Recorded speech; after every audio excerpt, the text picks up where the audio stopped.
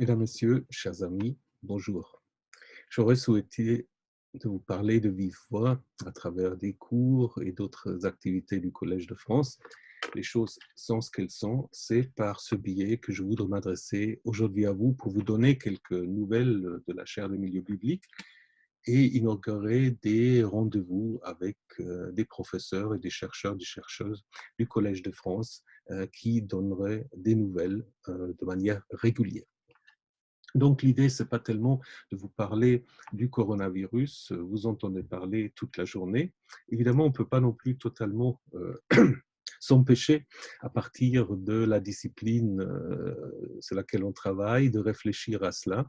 Et ce qui vient à l'esprit quand on travaille sur la Bible, c'est évidemment cette histoire en lien avec la Pâques, Pessah, où les familles israélites ont pu se confiner pour échapper en effet à l'ange destructeur, à l'ange qui amène la mort, donc en restant confinés dans leur maison. J'avais cette année, au niveau de mon cours Naissance de la Bible, consacré la première partie à la question ce que la Bible doit à d'autres civilisations. J'avais commencé avec l'Égypte, où il y a beaucoup de liens. On peut penser à l'histoire de Joseph, vendu en Égypte, qui fait carrière, l'histoire de la sortie d'Égypte, mais aussi la reprise des traditions de sagesse égyptienne dans le livre des Proverbes. Et un motif important, moins connu peut-être, c'est l'idée du jugement des morts, qui joue un rôle important dans le judaïsme, mais encore plus dans le christianisme.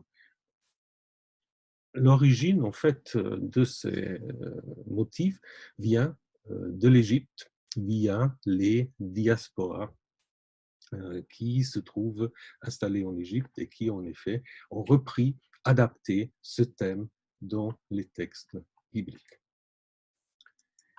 En ce qui concerne le vent, il faut mentionner Ougarit, où on trouve dans les textes mythologiques de 1300 avant notre ère des discours sur le dieu Baal, très proches des discours qu'on peut trouver dans la Bible sur le dieu Yahvé. Donc c'est en effet deux dieux qui étaient très très proches.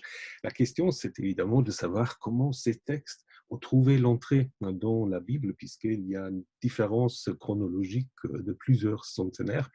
Donc question encore à poursuivre.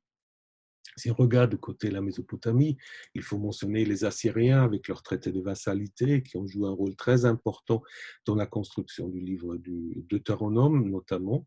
Et bien sûr, ensuite, les grands récits mésopotamiens de la création du monde et de l'homme, Enuma Elish, Atrahasis, qui a été connu sans doute aux Judéens lorsqu'ils étaient exilés à Babylone et ils ont repris là-bas.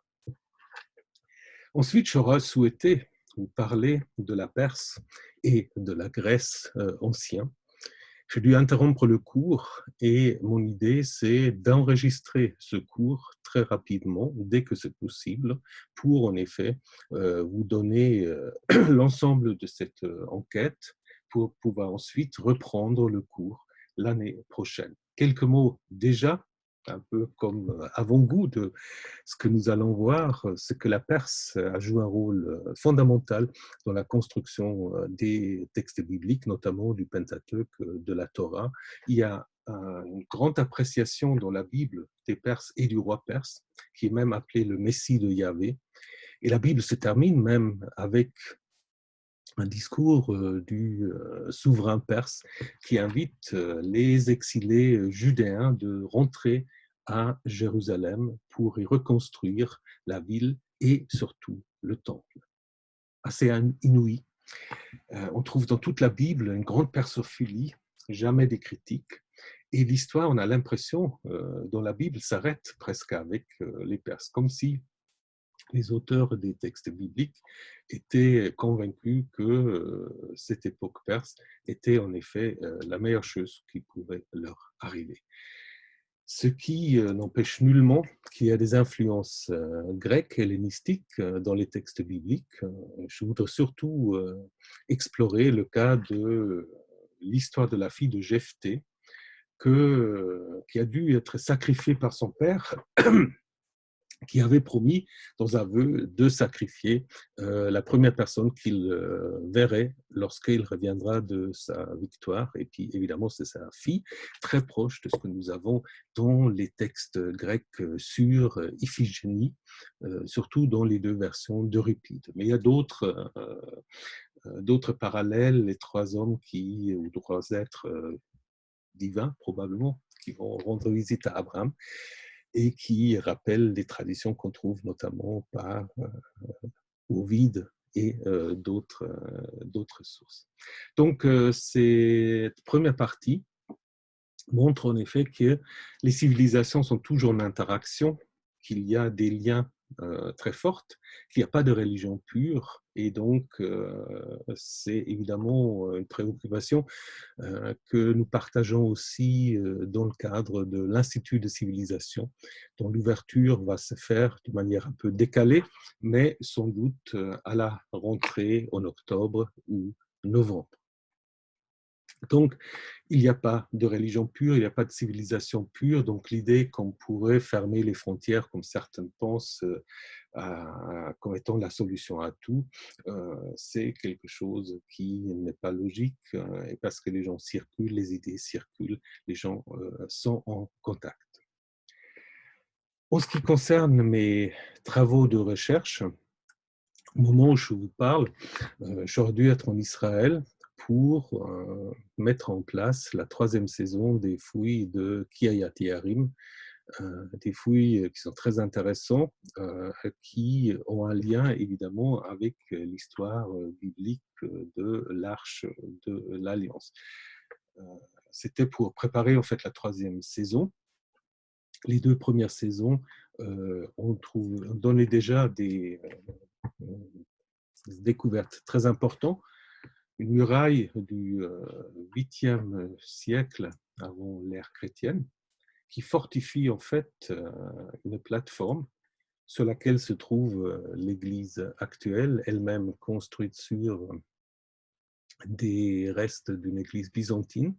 Et cette église byzantine était sans doute construite sur un sanctuaire plus ancien, sanctuaire peut-être en lien avec l'arche, ce que la Bible ne dit pas.